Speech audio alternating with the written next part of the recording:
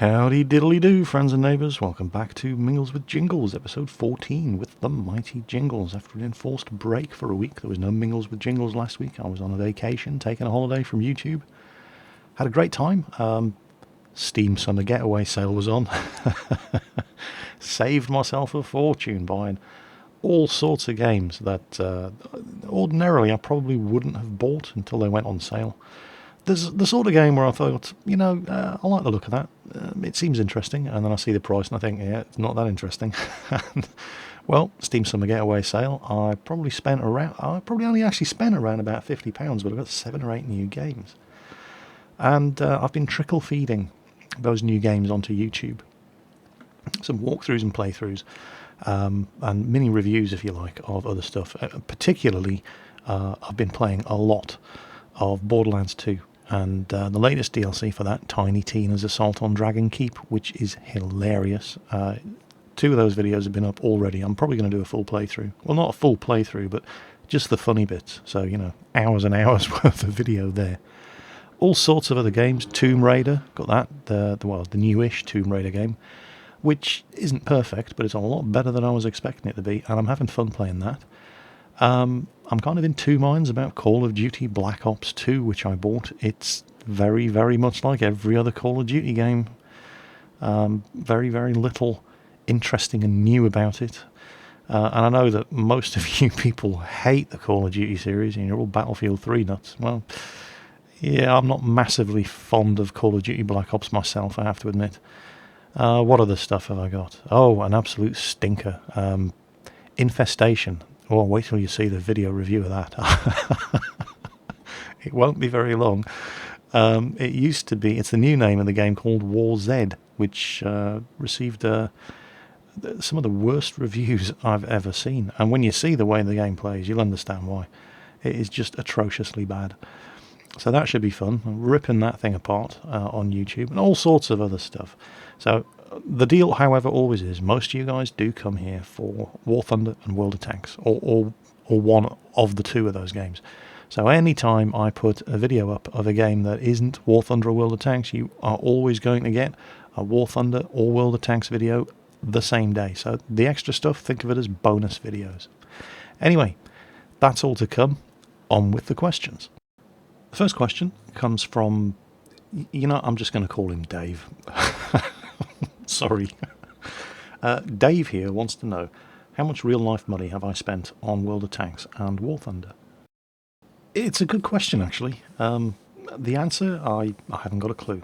I've spent thousands, easily. Thousands of British pounds sterling on these 2 free-to-play games.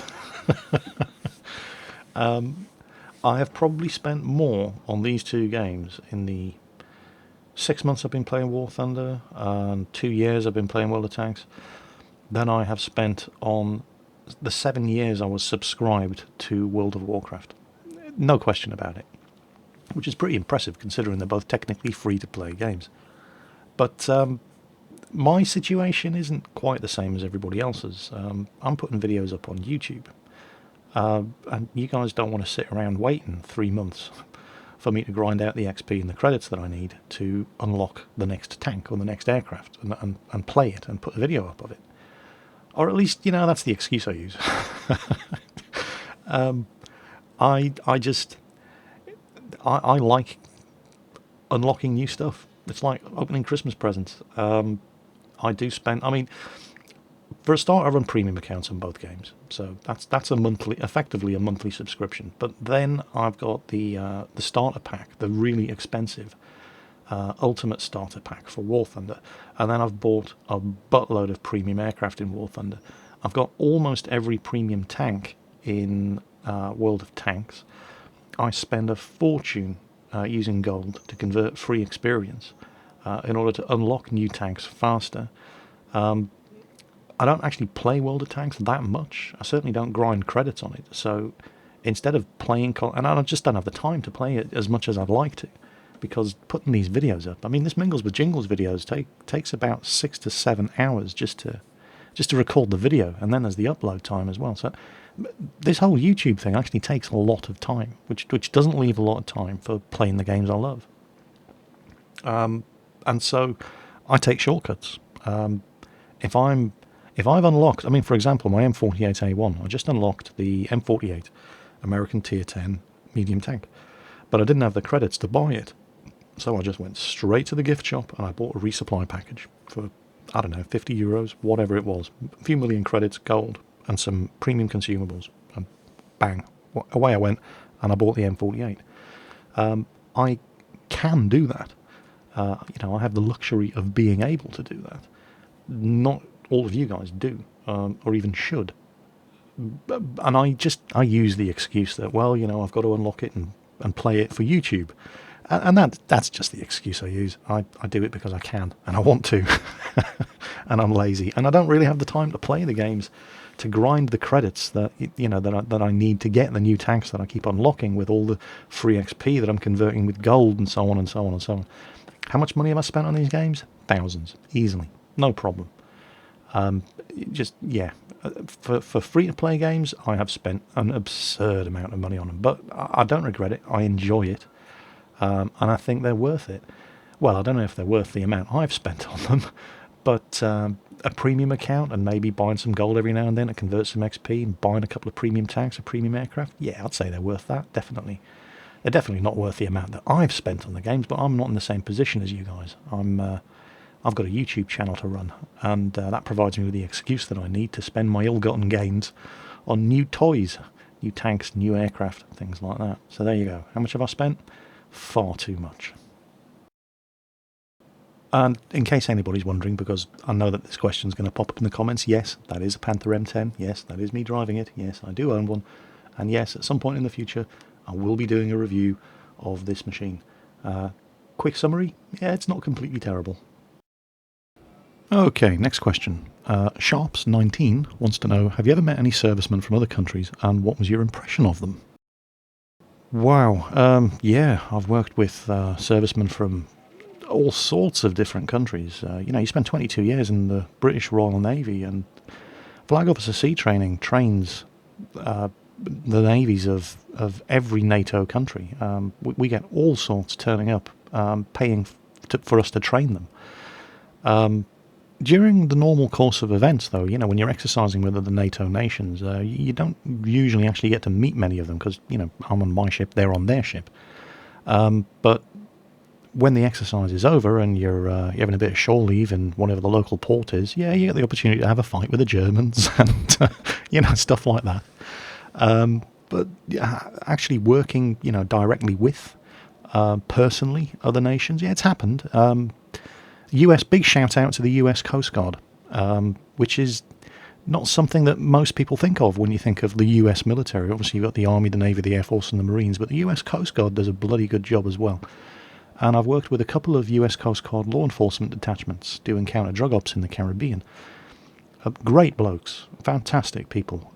Spent a week in the US Coast Guard naval base in Puerto Rico. Fantastically hospitable people. Really, really nice, thoroughly professional, big fucking boys as well. Unless we were actually doing a boarding op, all they did was lift weights all day. These guys were massive. I remember one day we had a couple of days quiet, and the PTI decided he was going to organise some flight deck sports just to keep everybody busy. And let's just say that the Americans walked away with the tug of war. It was no contest. Those guys were huge. So yeah, big shout out to the US Coast Guard. Fantastic bunch of blokes. Also worked with the US Marines, again doing it was counter-terrorist ops in the Mediterranean. We took on a detachment of US Marines from the US Naval Base at Rota in Spain. They were a great bunch of guys as well. Definitely needed to work on their drinking skills though.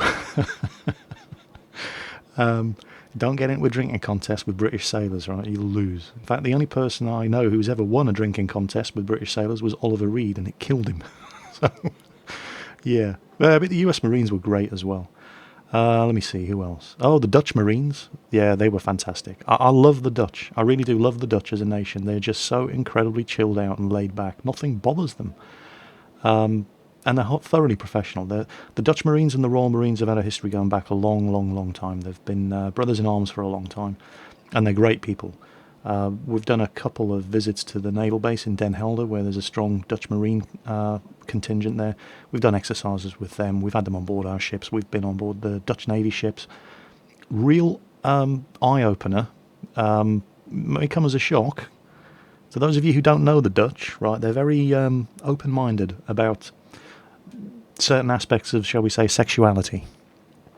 And it's a real culture shock when you go on board a Dutch ship for any length of time, because they don't have showers, separate shower and bathing facilities for, or even sleeping facilities for men and women.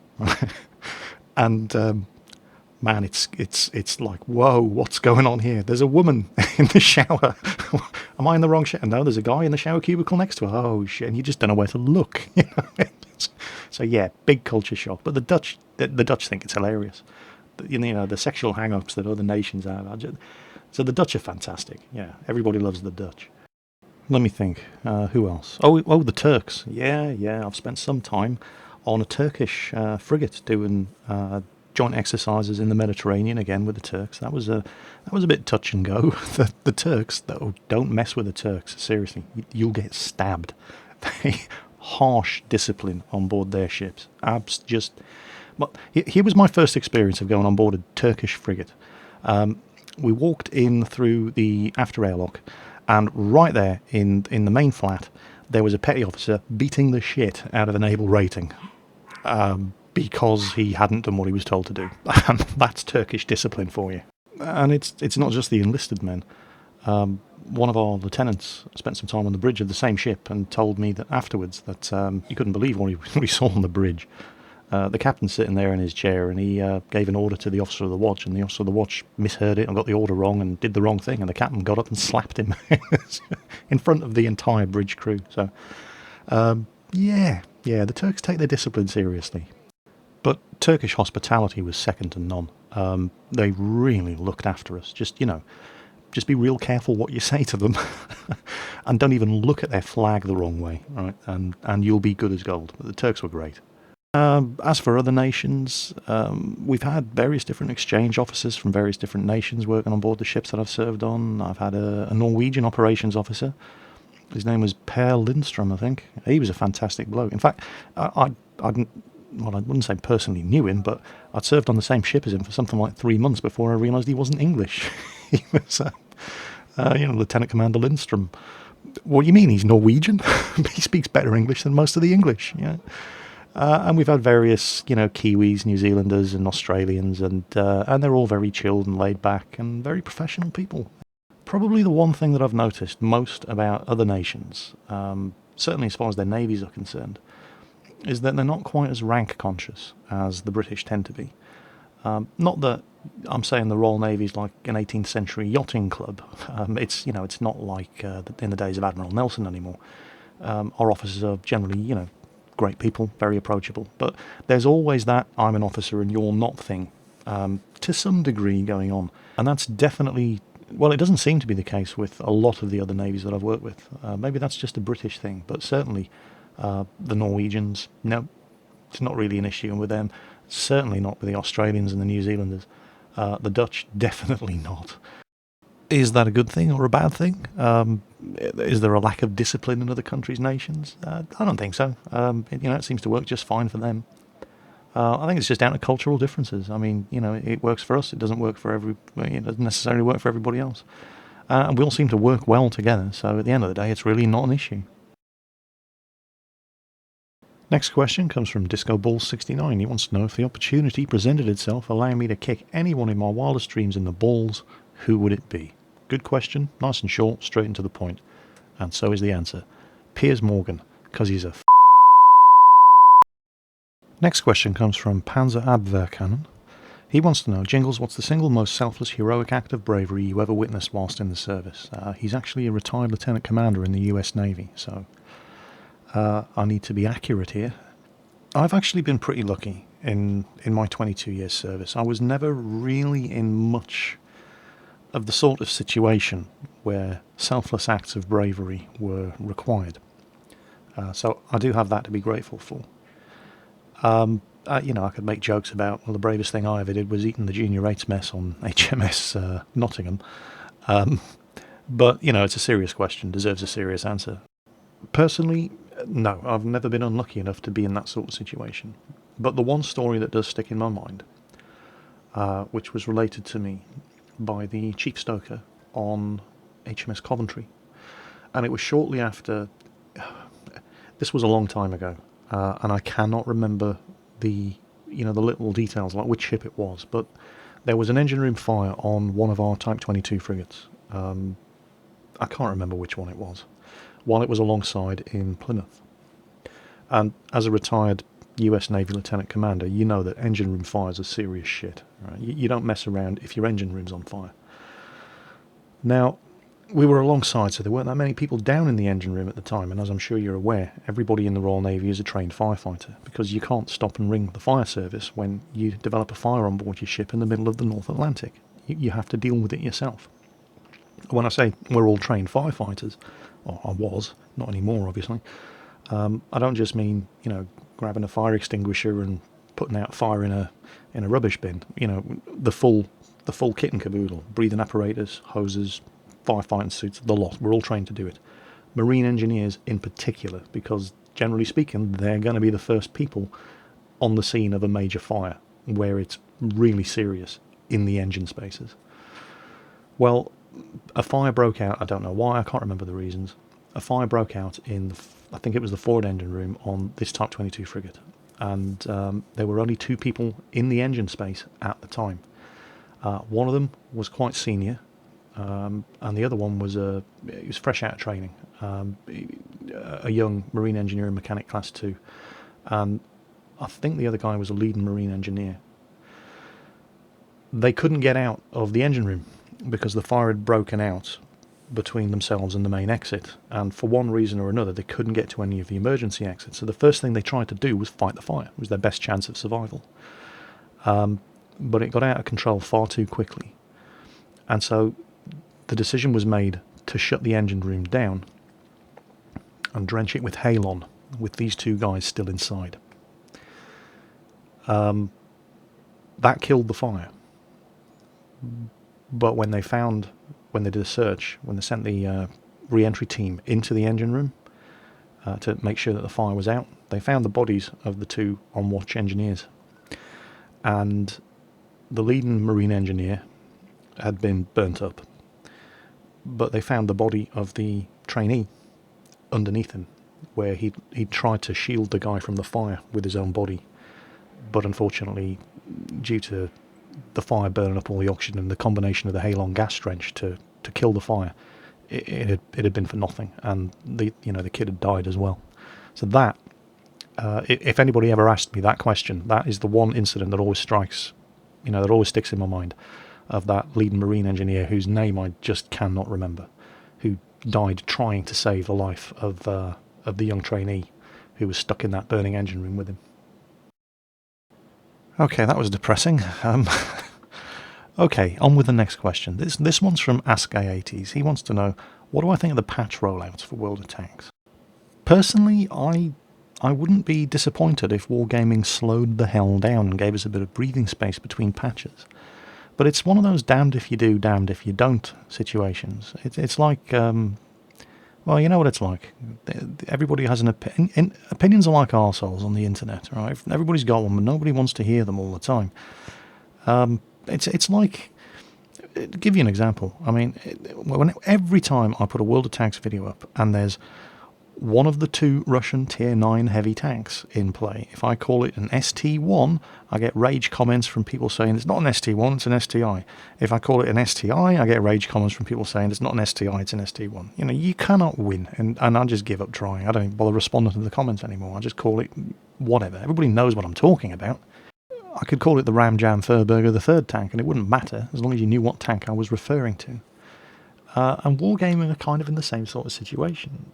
For a long, long time, they would go 6 months between patches with no new content in the game. And that was like, one end of the scale. But now we're kind of at the other end of the scale now, where patch 8.6 has only been out a couple of weeks, and they're already testing patch 8.7. Whoa, slow the hell down, fellas. It's one of the reasons why I never got any of the Chinese tanks, because I still barely started working on the British when the Chinese were introduced. And so, yeah, it's... I personally, I'd like them to slow down a little. Leave 2 or 3 months between each major patch, and that would be ideal for me. But that would be ideal for me. I wouldn't expect it to be ideal for everybody. I'm sure there's people out there who think they're not patching things fast enough. That the new content should be coming out every month. They can't win. As long as there's still new stuff for you to get. I mean, I've been playing this thing 2 years, and like I said, I've still only got one Chinese, other than the premium Type 59 and Type 62. I've only got one Chinese tank, so there's still plenty of stuff out there for me to do. I don't have any of the British heavies. There's an entire line of Russian tank destroyers I've never touched. I suppose I really shouldn't be complaining, because certainly in my situation, it means that I'm never going to catch up. There's always going to be stuff there to keep me busy, stuff that I can grind towards and review for you folks. So, it's never going to get old. There's always going to be something that I haven't shown you. So I really should be grateful in that respect. But personally, I'm with you on this one. I think they could probably stand to slow down just a little bit. Give us a little bit of time to catch up. Because, I mean, how long was it between 8.6 coming out and 8.7 hitting the test server? 3 weeks? 2? Yeah, they could probably afford to slow down a little bit, and I don't think too many people would complain. Next question comes from Alunya. Jingles, do you have any advice for people that are somewhat new to World of Tanks, that are doing tier 1 to 4 games, that are going to constantly get insta-killed? Good question, and this sort of question pops up in one form or another in the comments to most of the Mingles with Jingles videos.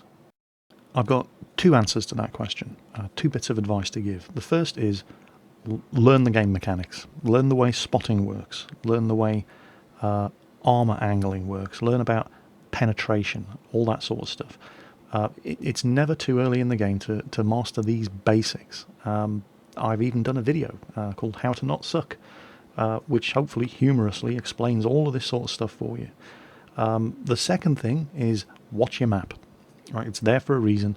Watch your map, react to what's going on it. If you can do those 2 things, learn the basic game mechanics, and keep an eye on your bloody map, just those 2 things, master that, you will be a better World of Tanks player than 90% of the people playing this game at all tiers, not just tiers 1 to 4.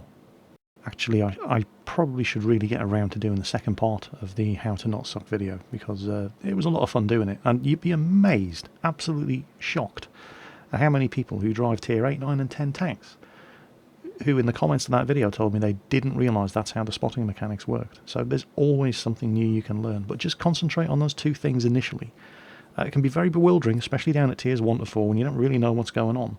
And so, really learn what's going on, and it'll help massive amounts and make you a better player than 90% of the people on your team and the enemy team. Okay, time for one last question. This one comes from HS Maverick CI. He wants to know, and I love this question. Well, I love the answer to the question. Jingles, what's it like to not have kids or a wife at your age? It's great. I mean, I sit around playing computer games and making videos all day. I can leave the toilet seat up and nobody cares.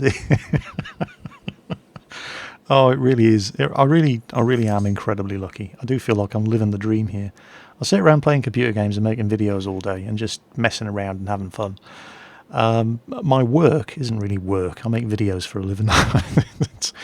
And when I'm not working, I'm playing games.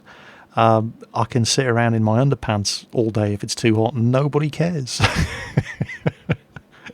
I could be doing that right now and nobody would know.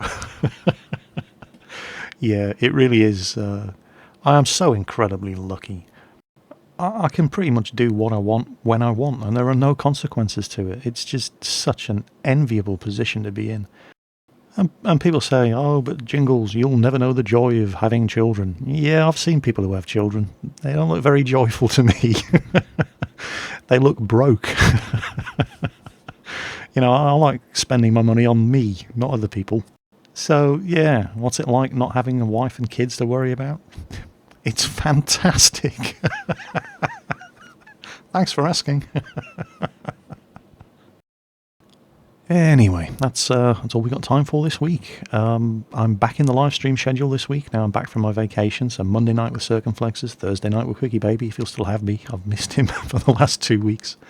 Obviously, the first week I was away on my summer vacation. The second week I was at the War and Peace show the same day that I normally live stream with Quickie Baby, so I hope you'll forgive me and have me back. As always, if you have any questions that you'd like me to answer in the next issue of Mingles with Jingles, leave them in the comments to this video, and I'll try to pick the questions I can give the most entertaining answers to for next week's video. We're up to 95,000 subscribers at the moment, which is just epic. I'm still gaining a couple of hundred subscribers every day. It's not going to be long before I reach 100,000, and I'm going to be giving some major stuff away to celebrate that. I've got some ideas about new contests, not necessarily replay contests, but we'll save that for when we reach 100,000 subscribers. Massive thanks to all of you who've subscribed and just making this just such a fantastic job for me to have. Couldn't do this without you. Well, I could do it without you, but there wouldn't be nearly as many of you watching.